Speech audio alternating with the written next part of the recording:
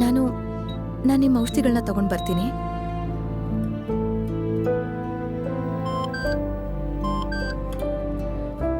ನಾನು ನಿನ್ನ ಅಕೌಂಟ್ಗೆ 5 ಲಕ್ಷ ಟ್ರಾನ್ಸ್ಫರ್ ಮಾಡಿದ್ದೀನಿ, ಒಮ್ಮೆ ನೋಡು. ಫಾರ್ಮಸಿಯಲ್ಲಿ ಔಷಧಿಗಳ ಬೆಲೆನ ನೋಡಿದಾಗ ದಿಶಾಗೆ ಅರ್ಥ ಆಯ್ತು ಲಾಸ್ಯ ಔಷಧಿನ ಯಾಕೆ ತಗೊಂಡಿಲ್ಲ ಅಂತ. ಕೇವಲ 1 ವಾರದ ಔಷಧಿಯ ಬಿಲ್ 25,000 ರೂಪಾಯಿ ಆಗಿತ್ತು. ಮಾವ, ನಾನು ಔಷಧಿನ ತಂದಿದ್ದೀನಿ. ಇವುಗಳನ್ನ ಇಲ್ಲಿಡ್ತಾ ಇದ್ದೀನಿ. ನಾನೀಗ ಹೋಗ್ಬೇಕು, ಆದ್ರೆ ನಾಳೆ ಬೆಳಗ್ಗೆ ಬೇಗ ಬರ್ತೀನಿ. ದಿಶಾ ಹೋಟೆಲ್ ಓಷನ್ ಸ್ಟಾರ್ಗೆ ಪ್ರವೇಶಿಸಿದಾಗ ರಾತ್ರಿ 9 ಗಂಟೆಗೆ ಇನ್ನು 10 ನಿಮಿಷ ಬಾಕಿ ಇತ್ತು. ಮಿಸ್ಟರ್ ಶಾಡೋ ಯಾರು ಅಂತ ತಿಳಿಬೇಕು ಎಂಬ ಕುತೂಹಲ ದಿಶಾಗಿತ್ತು. ಆದರೆ ಅದೇ ಸಮಯದಲ್ಲಿ ಸ್ವಲ್ಪ ಭಯನೂ ಇತ್ತು. ದಿಶಾ ರೂಮ್ ನಂಬರ್ 607 ಮುಂದೆ ನಿಂತಳು. ಆಳವಾದ ಉಸಿರನ್ನ ಎಳ್ಕೊಂಡ್ಳು ಮತ್ತು ಬಾಗಿಲಿನತ್ತ ಕೈ ಚಾಚಿದ್ಲು. ಅವಳ ಕೈ ಸ್ವಲ್ಪ ನಡುಗ್ತಾ ಇತ್ತು. ದಿಶಾ ನಿಧಾನವಾಗಿ ಬಾಗಿಲು ತೆರೆದು ಒಳಗಡೆ ಹೋದ್ಲು.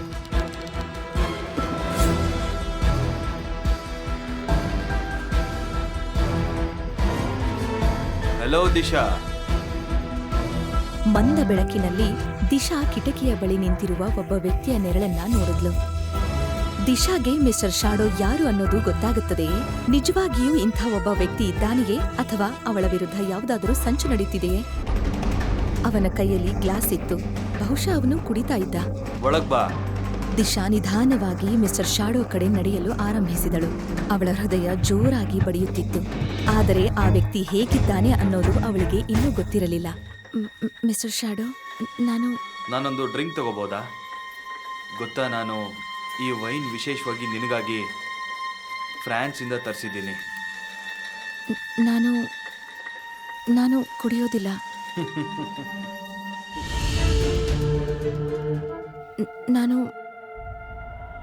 ನಾನು ಮೊದಲೇ ತುಂಬಾ ಸಂಕೋಚಿ. ನಾನು ನಿನಗೆ ಕಷ್ಟ ಕೊಡೋ ಉದ್ದೇಶ ನನಗಿರಲಿಲ್ಲ. ನಿನಗೆ ಯಾವುದಾದ್ರೂ ನಷ್ಟವಾಗಿದ್ರೆ ಅದಕ್ಕೆ ನಾನು ಪರಿಹಾರ ಕೊಡೋದಕ್ಕೆ ಸಿದ್ಧವಾಗಿದ್ದೀನಿ. ಸರಿ, ಹಾಗಾದ್ರೆ ನನ್ನ ಕೋಪಕ್ಕೆ ನೀನು ಹೇಗೆ ಪರಿಹಾರ ಕೊಡ್ತೀಯ ಮಿಸಸ್ ದಿಶಾ? ನಿಮಗೆ ನನ್ನ ಬಗ್ಗೆ ಎಲ್ಲ ಗೊತ್ತಾ? ನನಗೆ ನಿನ್ನ ಬಗ್ಗೆ ನನಗಿಂತ ಹೆಚ್ಚು ಗೊತ್ತಿದೆ. ದಿಶಾಗೆ ಈ ವ್ಯಕ್ತಿಯಲ್ಲಿ ಒಂದು ವಿಚಿತ್ರವಾದ ಆಕರ್ಷಣೆ ಇದೆ ಅಂತ ಅನ್ನಿಸ್ತು. ಅವಳ ಮನಸ್ಸಿನಲ್ಲಿ ಅವಳು ಮದುವೆಯಾದ ಮಹಿಳೆ, ತಾಯಿಯಾಗಲು ಸಾಧ್ಯವಿಲ್ಲ ಮತ್ತು ಅದಕ್ಕಾಗಿಯೇ ಅವಳ ಅತ್ತೆ ಮತ್ತೆ ಗಂಡ ಅವಳನ್ನ ಮನೆಯಿಂದ ಹೊರಹಾಕಿದ್ರು. ಆದ್ರೆ ಯಾರೂ ಗೊತ್ತಿಲ್ಲದ ವ್ಯಕ್ತಿ ಅವಳ ಮೇಲೆ ಇಷ್ಟು ಹಣ ಖರ್ಚು ಮಾಡ್ತಿದ್ದಾನೆ ಅನ್ನೋದು ನಂಬೋದಕ್ಕೆ ಸಾಧ್ಯನೇ ಆಗ್ಲಿಲ್ಲ. ನಾನು ಯಾರು, ನಾನು ಏನ್ ಮಾಡ್ತೀನಿ, ನಾನು ಯಾರನ್ನ ಆಯ್ಕೆ ಮಾಡ್ತೀನಿ, ಇದು ನನ್ನ ವೈಯಕ್ತಿಕ ವಿಷಯ. ಇದಕ್ಕೆ ನಾನು ನಿನಗೆ ಯಾವುದೇ ವಿವರಣೆ ಕೊಡಬೇಕಾಗಿಲ್ಲ. Mr Shadow, what are we waiting for? ಸರಿ ಬಾ, ಪ್ರೀತಿಯ ಮಾತನ್ನ ಶುರು ಮಾಡೋಣ. ಅದು ನನಗಿನ್ನೂ ಡಿವೋರ್ಸ್ ಆಗಿಲ್ಲ. ಡಿವೋರ್ಸ್ ಆಗಿಲ್ಲ ಅಂದ್ರೆ ಏನು? ನಾನು ಮೊದಲು ಡಿವೋರ್ಸ್ ತಗೊಳ್ತೀನಿ. ಅಲ್ಲಿವರೆಗೂ ನಾವು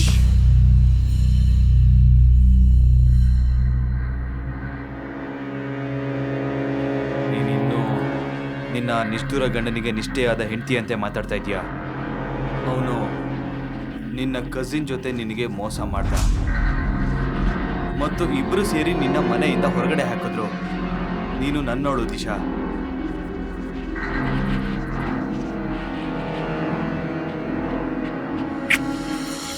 ದಿಶಾಗೆ ಮಿಸ್ಟರ್ ಶಾಡೋ ಮೇಲೆ ಆಕರ್ಷಣೆ ಸ್ಟಾರ್ಟ್ ಆಯಿತು. ಮಿಸ್ಟರ್ ಶಾಡೋ ಉಸಿರಾಟ ಸಹ ಫಾಸ್ಟ್ ಆಗ್ತಾ ಇರೋದನ್ನ ಅವಳು ಗಮನಿಸ್ತಾ ಇದ್ಲು. ಕನಿಷ್ಠ ಪಕ್ಷ ನನಗೊಂದು ಮಾತು ಹೇಳಿ, ನೀವ್ ಯಾರು ಅಂತ. ಹೇ, ಸರಿಯಾದ ಸಮಯ ಬಂದಾಗ ನಾನು ಎಲ್ಲ ಹೇಳ್ತೀನಿ. ನೀವು ಯಾರು ಅನ್ನೋದೇ ನನಗೆ ಗೊತ್ತಿಲ್ಲ. ಹಾಗಾಗಿ ಬೇರೆ ಯಾರಾದರೂ ಈ ಅವಕಾಶನ ಬಳಸ್ಕೊಂಡು ನಿಮ್ಮ ಸ್ಥಾನನ ತಗೋಬಹುದು. ಯಾರು ಕೂಡ ನಿನ್ನ ಮುಟ್ಟಲು ಕೂಡ ಸಾಧ್ಯ ಇಲ್ಲ. ಒಬ್ಳೆ ಮಲ್ಗೋದು ದೂರ ಮಾತು. ಕಮ್.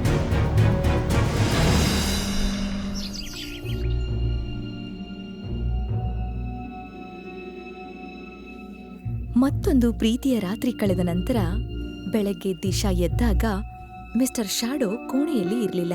ದಿಶಾಗೆ ನಿನ್ನೆ ರಾತ್ರಿ ನಡೆದ ಘಟನೆಗಳು ನೆನಪಾದ್ವು. ಇದೆಲ್ಲ ಒಂದು ಕನ್ಸಾಗಿದ್ರೆ ಚೆನ್ನಾಗಿರ್ತಿತ್ತು.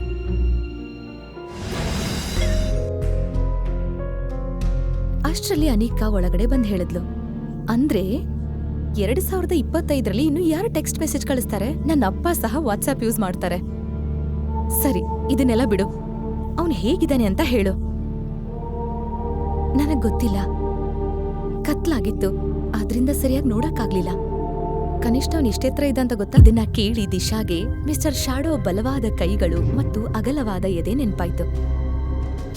ಹಾ, ಎತ್ತರವಾಗಿದ್ದ ಮತ್ತು ಅಗಲವಾಗಿ.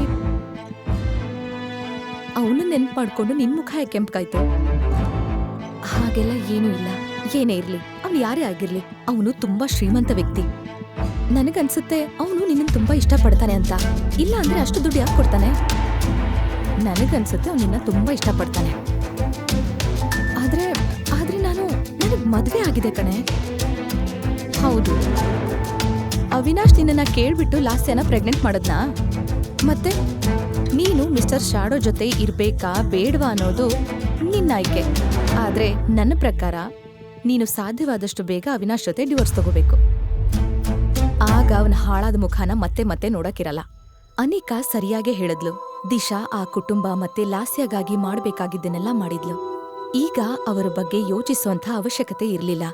ಅದಕ್ಕಾಗಿ ಅವಳು ಸಾಧ್ಯವಾದಷ್ಟು ಬೇಗ ಅವಿನಾಶ್ ಜೊತೆ ಡಿವೋರ್ಸ್ ತಗೋಬೇಕಿತ್ತು. ಇಲ್ಲ, ಇದು ಸಾಧ್ಯ ಇಲ್ಲ. ಯಾಕೆ ಸಾಧ್ಯ ಇಲ್ಲ? ಅಂದ್ರೆ ಯಾವ ವ್ಯಕ್ತಿ ಹೀಗೆ ಅಪರಿಚಿತ ವ್ಯಕ್ತಿಗೆ ಲಕ್ಷಾಂತರ ರೂಪಾಯಿ ಕೊಡ್ತಾನೆ? ಹೌದು, ನನಗೂ ಇದು ಅರ್ಥನೇ ಆಗ್ತಾ ಇಲ್ಲ. ನನಗೆ ಮದ್ವೆ ಆಗಿದೆ, ಮಕ್ಕಳನ್ನ ಹೊಂದಲು ಸಾಧ್ಯ ಇಲ್ಲ. ಅದ್ರಲ್ಲೂ ಅವನು ನನಗಾಗಿ ಯಾಕಿಷ್ಟು ಸಹಾಯ ಮಾಡ್ತಾ ಇದ್ದಾನೆ? ಮಿಸ್ಟರ್ ಶಾಡೋ ಯಾರು ಮತ್ತು ಯಾಕೆ ಅವನು ತನ್ನ ಮುಖವನ್ನ ತೋರಿಸ್ತಾ ಇಲ್ಲ? ಈ ವ್ಯಕ್ತಿಯ ರಹಸ್ಯ ಏನು? ಅವನು ನಿಜವಾಗ್ಲೂ ವಿಕೃತ ವ್ಯಕ್ತಿನ? ಅವನು ನಿಜವಾಗ್ಲೂ ದಿಶಾಗೆ ಸಹಾಯ ಮಾಡ್ಬೇಕು ಅಂತಿದ್ನಾ? ಅಥವಾ ಇದು ಯಾವ್ದಾದ್ರೂ ಸಂಚ? ಈ ಎಲ್ಲಾ ಪ್ರಶ್ನೆಗಳಿಗೆ ಉತ್ತರ ಬೇಕು ಅಂದ್ರೆ ಈಗಲೇ ಪಾಕೆಟ್ ಎಫ್ಎಂ ಅಪ್ಲಿಕೇಶನ್ ಡೌನ್ಲೋಡ್ ಮಾಡಿ ಮತ್ತು ಕೇಳಿ ಸೀಕ್ರೆಟ್ ಹಸ್ಬೆಂಡ್. ಅಪ್ಲಿಕೇಶನ್ ಡೌನ್ಲೋಡ್ ಮಾಡಲು ಡಿಸ್ಕ್ರಿಪ್ಷನ್ ನಲ್ಲಿ ಇರುವ ಲಿಂಕ್ ಅನ್ನು ಕ್ಲಿಕ್ ಮಾಡಿ.